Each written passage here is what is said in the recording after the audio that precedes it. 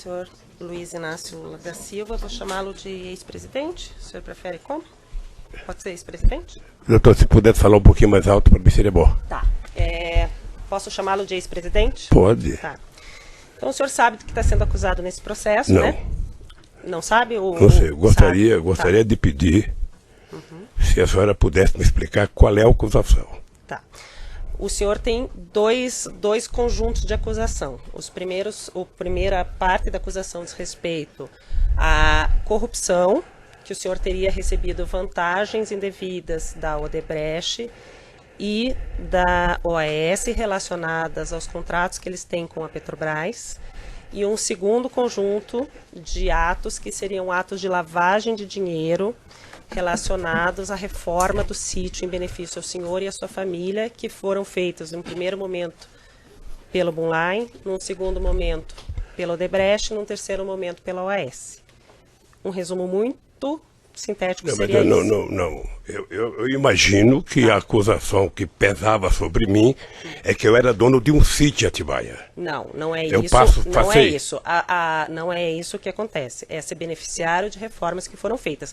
A acusação passa pela relação do senhor ser dono do sítio, mas a acusação imputada é do senhor ser beneficiário das reformas que foram feitas por essas três pessoas que eu lhe falei. Bunline, Odebrecht e OAS. Mas, doutor, eu só queria perguntar para o meu esclarecimento, porque eu estou disposto a responder toda e qualquer pergunta. Eu sou dono do sítio ou não? Isso o senhor que tem que responder, não eu, doutor, e eu não estou Não, sendo quem tem que interrogada nesse responder é momento. quem me acusou. Doutor, e assim, senhor ex-presidente, esse é um interrogatório, e se o senhor começar nesse tom comigo, a gente vai ter problema. Então, vamos começar de novo. Eu sou a juíza do caso, eu vou fazer as perguntas que eu preciso para que o caso seja esclarecido, para que eu possa sentenciá-lo, ou algum colega possa sentenciá-lo. Então, num primeiro momento, eu quero dizer que o senhor tem todo o direito de ficar em silêncio, mas nesse momento eu conduzo o ato. Mas, doutor, Pela ordem, meritíssima juíza. Nos termos do que dispõe a Constituição e as leis de processo penal, a excelência bem sabe, o interrogatório é o ato em que o acusado exerce a autodefesa.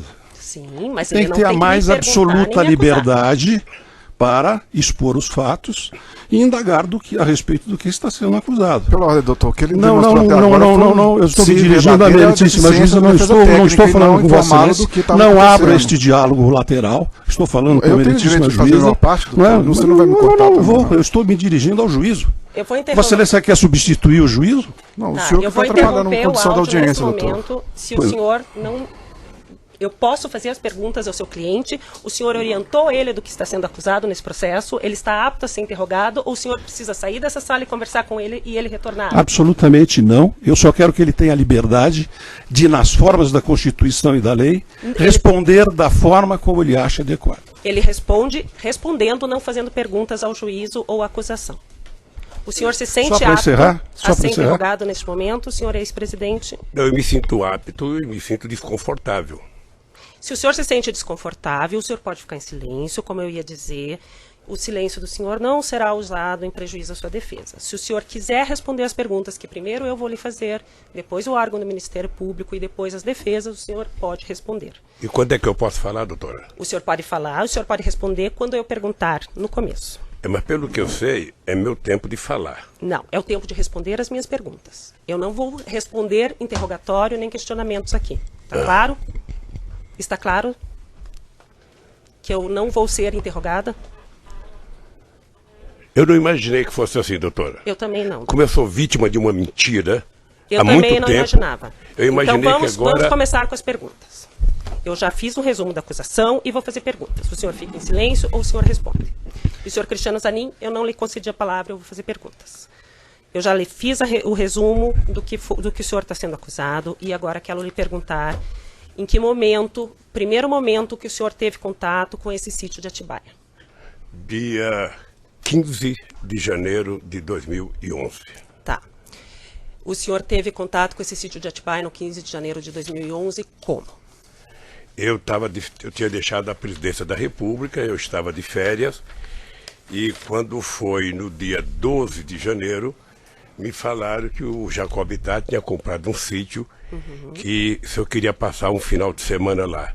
Eu subi do Guarujá no dia 15 e fui ao sítio do Jacobitá, que na verdade era do filho do Jacobitá. Tá. Foi-lhe informado por quem? O Jacote falou? A dona Marisa? Então, quem falou foi um filho meu por causa de uma briga minha com a dona Marisa. Tá. Daí o senhor foi nesse sítio com quem, nesse primeiro dia 15 de janeiro? Eu fui com o meu pessoal da segurança. Tá. O com a senhor Marisa. e estava o E Fernando, com o a Marisa. Jacó. É. O senhor foi passar um final de semana. Eu não sei se foi no final de semana ou um domingo, não lembro bem. Tá. Quando o senhor chegou lá, o senhor soube que o sítio era do Jacó, já de cara, que era do Fernando? Soube Tá. que era... Segundo- Na verdade, eu soube que o Jacobitá tinha doado ao filho dele o dinheiro da poupança dele, o dinheiro sei lá de onde, ou seja, para que o filho pudesse adquirir o sítio. Tá. O senhor passou a frequentar o sítio a partir de então? Passei a frequentar o sítio em 2011, alguns finais de semana, junto com o Jacobitá, junto com o Fernando. Tá. Chegou um momento que o senhor chegou a ficar hospedado lá, porque quando houve a busca e apreensão foram encontrados vários objetos Aí pessoais do senhor e da eu dona... ficava hospedado de final de semana lá. Então, o senhor ia final de semana, mas com mais frequência a partir de um certo momento ou desde 2011?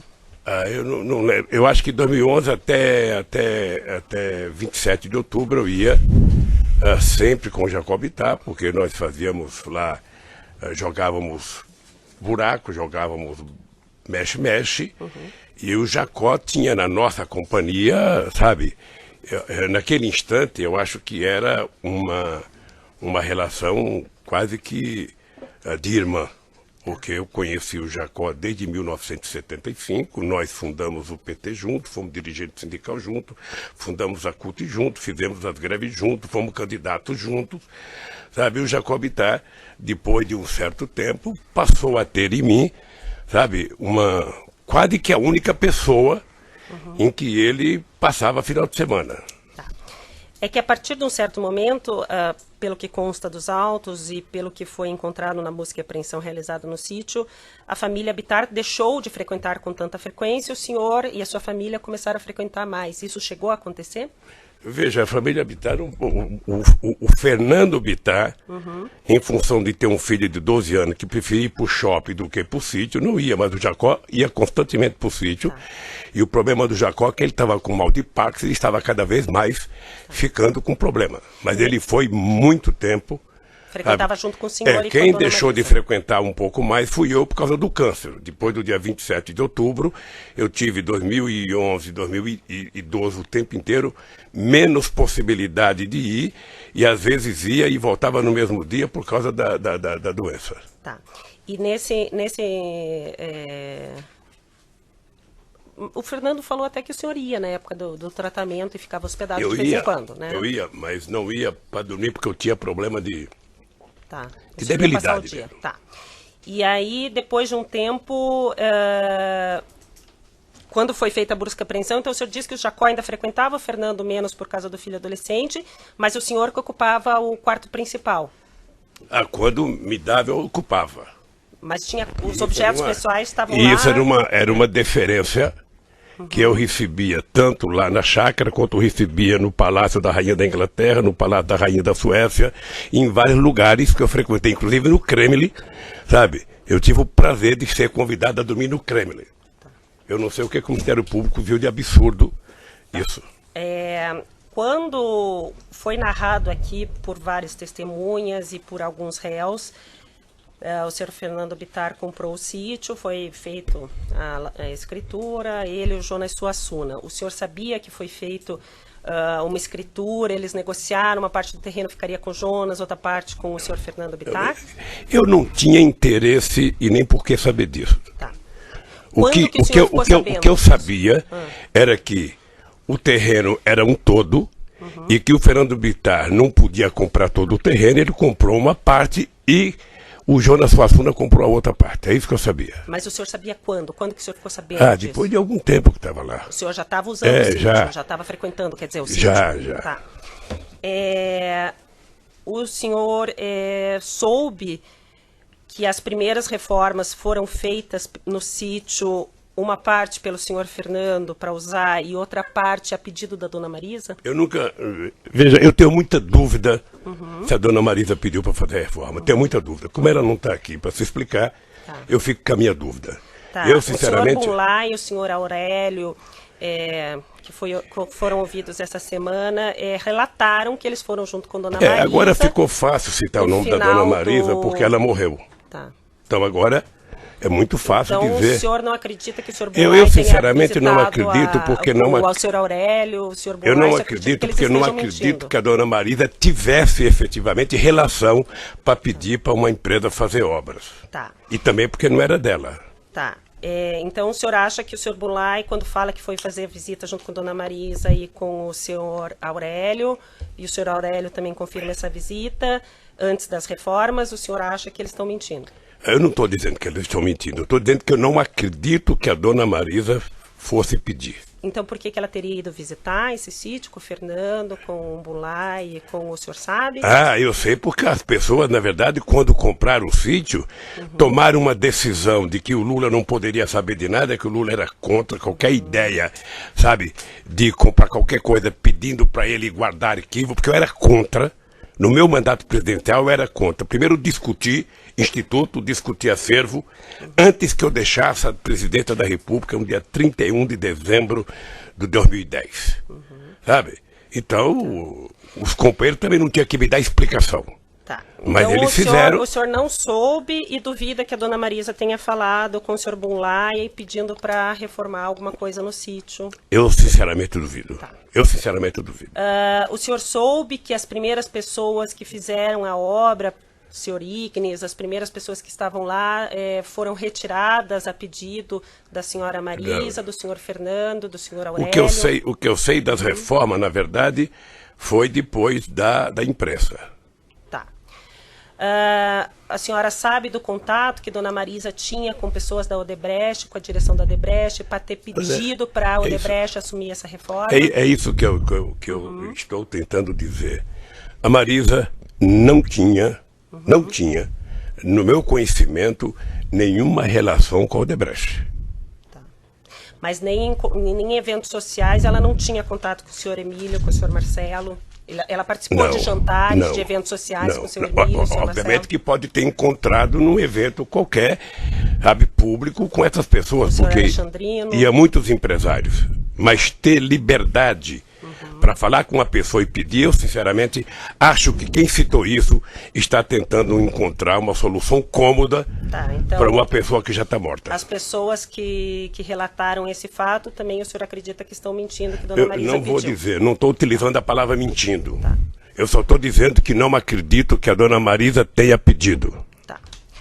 Com relação a parte que foi feita, o senhor já relatou, e eu ia perguntar isso no início do depoimento, ficou um pouco tumultuado, a questão da relação do senhor com a Odebrecht. O senhor concorda em usar o que já foi dito nos outros processos, no processo anterior, que é do apartamento e do... O senhor concorda ou o senhor quer que refaça algumas perguntas? Doutora, eu na verdade gostaria de falar outra vez o que eu já falei aqui para o doutor Moro, numa audiência. Já falei, ou seja, o primeiro processo que eu fui vítima aqui é uma farsa, uma mentira do Ministério Público com PowerPoint.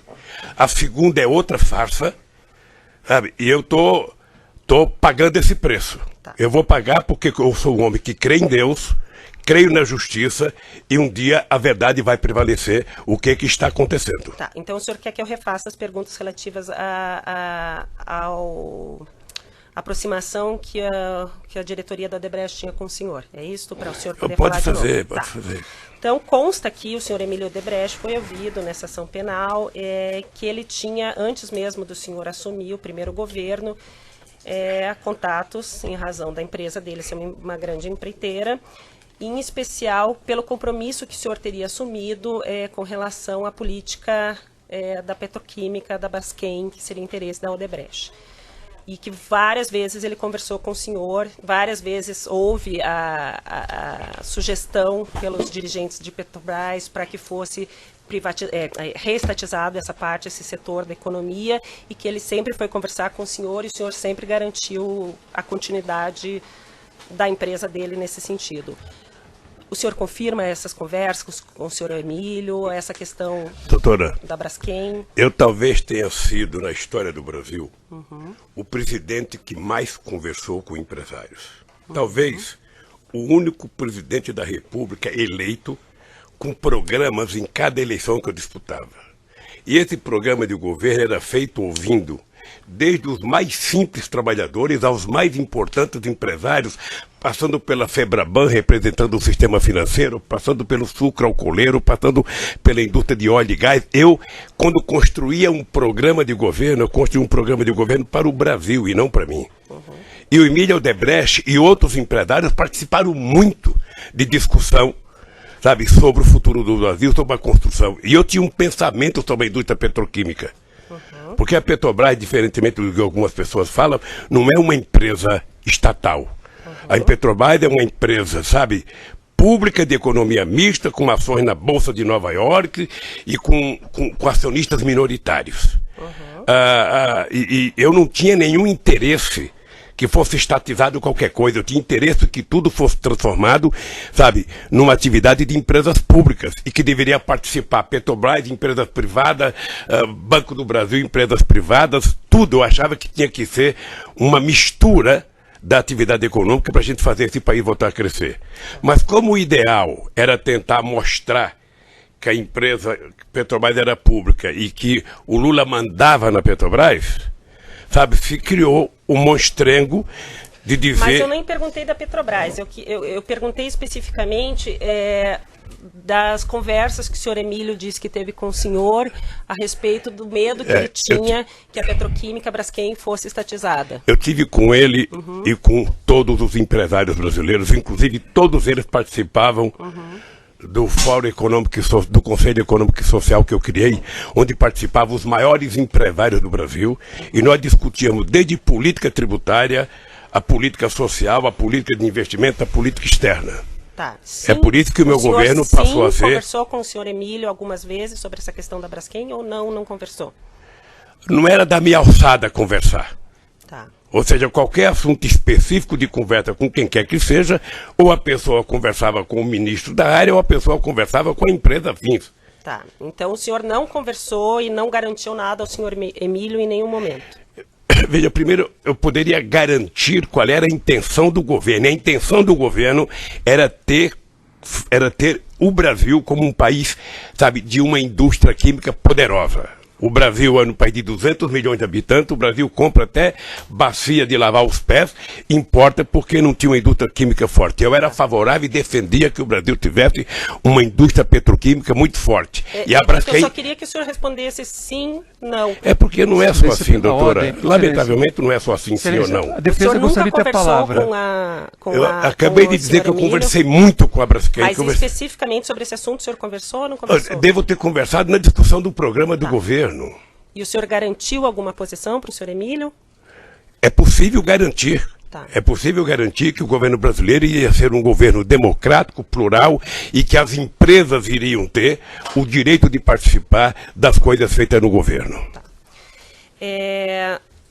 Com relação aos diretores da Petrobras, já foi feita a pergunta, mas como o senhor quer de novo falar sobre o assunto, volto a perguntar. Qual a participação? O senhor escolheu os presidentes da Petrobras que foram presidentes durante os seus 2 mandatos? Essa é uma das grandes mentiras. Se o Ministério Público tivesse tido interesse, ele teria percebido que antes do Lula virar presidente da República, quem escolhia os diretores da Petrobras era exatamente o presidente da República do Brasil. E que para evitar que o Lula fizesse isso, aí já vem a maldade política, teve um decreto-lei estabelecido em 2002, sabe, tirando da presidenta da República o direito de indicar. Tá? Então, quem passou a ser O indicador era efetivamente o Conselho de Administração da Petrobras, que era plural, que tinha empresários privados, grandes, pequenos, sabe, médio, que tinha acionista minoritário. Qual era o papel do presidente da República? Eu não sei se as pessoas estão acompanhando a montagem do governo agora atual. Né? Quem é que está sendo colocado? Dá essa impressão de que não tem ninguém político. Mas com raríssimas exceções, todo mundo ali é político. Então o que eu fazia? Eu fui eleito com uma base que me apoiou na campanha. Eu designei, sabe, o ministro-chefe da Casa Civil, que é o responsável por isso, particular com os líderes dos partidos que me apoiavam, a montagem do segundo escalão do governo, porque eu tinha indicado o primeiro escalão. Tá, no caso era o senhor José Dirceu. Como é que funciona? Como é que funciona? Se reúne as lideranças dos partidos, os líderes de cada bancada, sei lá se o presidente do partido, porque eu não participo, e eles indicam um nome para que o presidente da República coloque à disposição, primeiro do gabinete, manda para a Casa Civil, que vai para o gabinete institucional. O gabinete institucional faz uma investigação, sabe, se tem prontuário, se tem denúncia, se tem qualquer coisa que não signifique boa conduta. Quando isso chega, devolve-se à presidência da República, o presidente da República encaminha isso ao Conselho da Petrobras. E o Conselho da Petrobras é quem tem a autonomia e a autoridade, segundo o decreto, de indicar as pessoas. Quando as pessoas foram indicadas, eu disse no depoimento, não houve uma denúncia, sabe, nem da imprensa, nem da Polícia Federal, nem do Ministério Público, nem do Sindicato de Trabalhadores, nem dos funcionários, ou seja, eles foram aprovados, inclusive, em depoimento de pessoas do Conselho, por unanimidade. Tá.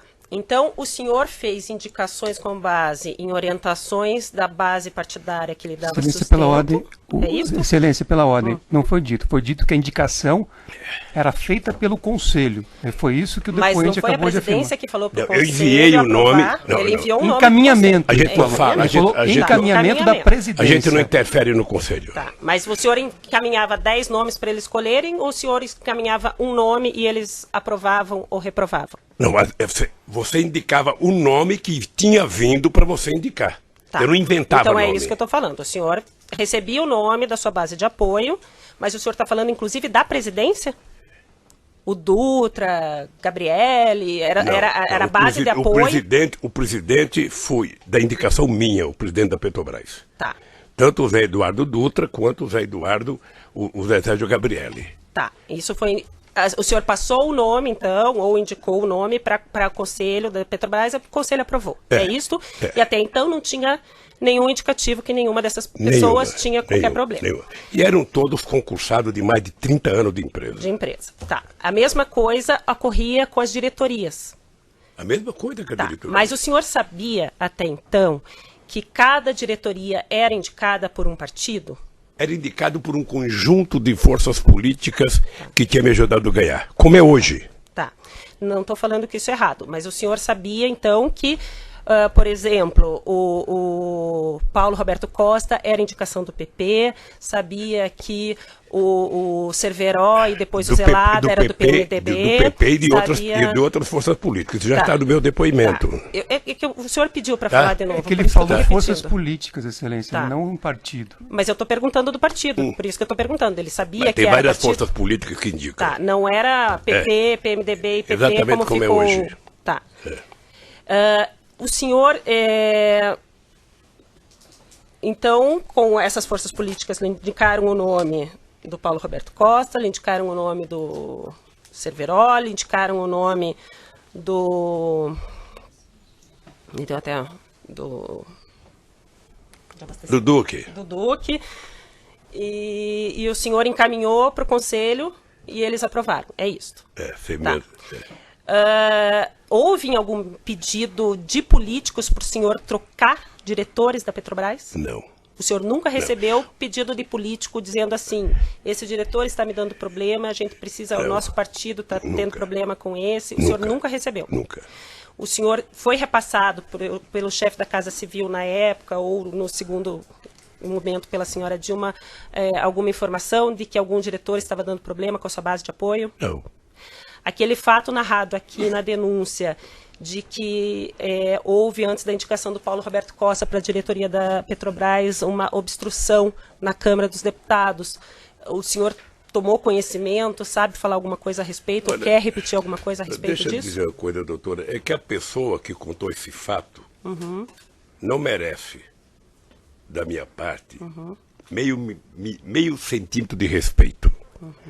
Porque se tivesse acontecido um bloqueio de votação na Câmara, o governo tinha um coordenador político, que era ministro, que mantinha relação com a Câmara. Esse coordenador político tinha contato com todos os líderes partidários. Além disso, o governo tinha, naquela ocasião, a presidência da Câmara. Além disso, o presidente tem o líder do governo dentro do Congresso Nacional. É muito sistemático que eu nunca tenha ouvido falar de que houve obstrução para aprovar o nome. Então, o senhor nunca foram para o senhor falando que teve problema e que estavam obstruindo votações na Câmara? Eu, graças a Deus, nunca tive obstrução no Congresso por nenhum projeto. Segundo consta aqui na denúncia, dentre as várias reuniões que constam na sua agenda com o senhor Emílio Odebrecht, há uma reunião no dia 30, no penúltimo dia do governo do senhor, 30 de dezembro de 2010, que o senhor teve uma reunião com o senhor Emílio. O senhor confirma essa reunião? Não teve reunião, doutor. Tá, mas está na sua agenda. Não teve reunião. Fui eu que contei que houve uma conversa. O Emílio pediu para ir ao Palácio para que ele pudesse apresentar o Marcelo à presidenta Dilma. Foi isso. Eu estava na Bahia, regressei da Bahia, que eu estava inaugurando um programa votacional, e o Emílio esteve no Palácio por volta de 5 horas, quase, já era final, já era véspera da posse da Dilma, tinha poucos minutos para qualquer contato político. A conversa foi muito rápida, sabe? Mas não foi uma reunião em que você senta numa mesa e conversa e discuta até um assunto. Dentre os documentos juntados no processo pela defesa entregues ao Ministério Público pela defesa dos executivos da Odebrecht, consta uma pauta que o senhor Marcelo teria passado ao pai de assuntos a serem tratados com o senhor. Isso já foi te perguntado, né? Já foi perguntado para o senhor antes, mas dentre os assuntos estava sítio 15/1, que é a data que o senhor disse que conheceu o sítio, né? Coincidentemente, a data que o senhor disse que conheceu o sítio estava nesse e-mail que o senhor Marcelo mandou para o pai para conversar com o senhor nesse dia 30. O senhor Emílio, ouvido aqui em juízo, diz que mencionou ao senhor, ao final da reunião, que o sítio estaria pronto no dia 15 e que o senhor não esboçou nenhuma reação. Porque eu não sabia, doutora. Tá, mas o senhor se recorda do senhor Emílio ter falado Eu na verdade, não lembro. Eu vi o Emílio no depoimento, vi até pela televisão, o Emílio dizendo, dando um sorrisinho sarcástico, de que, olha, eu até lembrei e falei com o presidente, o sítio está pronto, ele não me respondeu nada, eu pressuponho que ele conhecia. Ele poderia ter pressuposto que eu não conhecia. Porque se eu conhecesse, eu ia dar um abraço nele, obrigado, doutor Emílio, que maravilha que o senhor fez. Então, o senhor não se recorda disso? Eu não me recordo dele ter falado. E também, se tivesse falado, para mim não significava nada, porque eu até então era analfabeto de sítio. Tá. Segundo os dados... Quantos minutos que está? 28? Ainda dá mais um pouquinho. Segundo os dados do processo, a Odebrecht fez uma reforma no sítio em que teria gasto R$700 mil. Ninguém, naquela época, nem comentou com o senhor a respeito dessa reforma? Não? Não, porque quando eu conheci o sítio, ou seja, o sítio já não tinha reforma, o sítio estava pronto. Tá. Os executivos da Odebrecht, o senhor Alexandrino e outras pessoas falaram que existia na época uma conta junto com o PT de propinas que eram recolhidas nos contratos públicos celebrados da empreiteira com o governo, ou estatais, ou direto. O senhor, em algum momento, teve conhecimento disso enquanto o senhor era presidente ou após a presidência? Na verdade, doutora, essa é a senha que foi criada no PowerPoint. É por isso que hoje eu vejo as pessoas falar, não, porque foi do Caixa Geral, qualquer coisinha é um Caixa Geral, qualquer... Quer dizer, é que se construiu uma mentira, eu não sei se do empresário, de quem quer que seja, e passa a tentar jogar nas costas do PT, sabe, a responsabilidade por tudo o que aconteceu nesse país. A única coisa que eu tenho a tranquilidade é dizer que eu não sei quanto custou, quanto gastou, quem fez, por que fez e o que fez. Tá? Eu vou Quem pode dizer isso é quem é o dono do sítio. Tá, eu vou interromper o áudio.